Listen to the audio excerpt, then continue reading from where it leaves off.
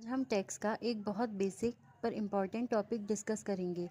Scope of total income. आसान शब्दों में कहें तो क्या हर कमाई पर इंडिया में टैक्स देना पड़ता है? इसका जवाब डिपेंड करता है कि वो इनकम कहाँ से आई और आपका स्टेटस क्या है। चलिए इसे दो पार्ट्स में डिवाइड करते हैं। नंबर एक, इंडिया वाली इनकम, ऑलवेज टैक्सेबल। सबसे पहले बात करते हैं उस इनकम की जिसका कनेक्शन डायरेक्टली इंडिया से है। अगर इंडिया में रिसीव हुई है या फिर इनकम इंडिया में एक्रू या अराइज हुई है, ऐसी इनकम हमेशा इंडिया में टैक्सेबल होगी, चाहे आप रेजिडेंट हो या नॉन रेजिडेंट। इंडिया की धरती पर कमाया तो टैक्स तो देना ही पड़ेगा। नंबर दो, विदेशी इनकम। अब आते हैं उस इनकम पर जो इंडिया के बाहर एक्रू या अराइज हुई है। यहाँ सारा खेल आपके रेजिडेंशियल स्टेटस का है, रेजिडेंट एंड ऑर्डिनरीली रेजिडेंट।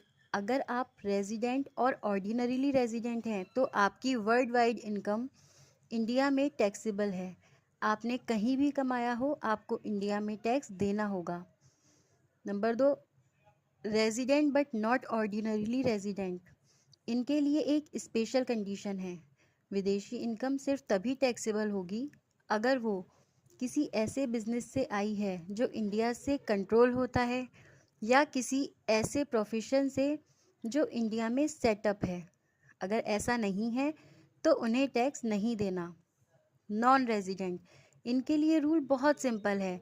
विदेशी इनकम पर इंडिया में कोई टैक्स नहीं देना होता।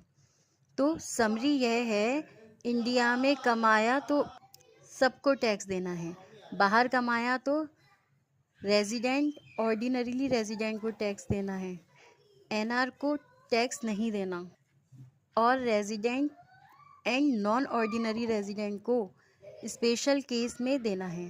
उम्मीद है अब आपको scope of total income clear है।